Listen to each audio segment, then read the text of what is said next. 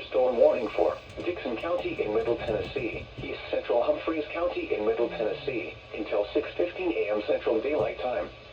At 5:31 a.m. Central Daylight Time, a severe thunderstorm was located near McCune, or 10 miles east of Waverly, moving east at 35 miles per hour. Hazard, 60 miles per hour wind gusts and quarter-size hail. Source, radar indicated.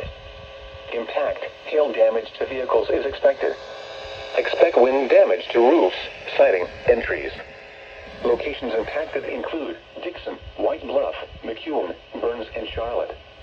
This includes the following highways: Interstate 40 between mile markers 164 and 181. Interstate 840 between mile markers 1 and 3. For your protection, move to an interior room on the lowest floor of a building.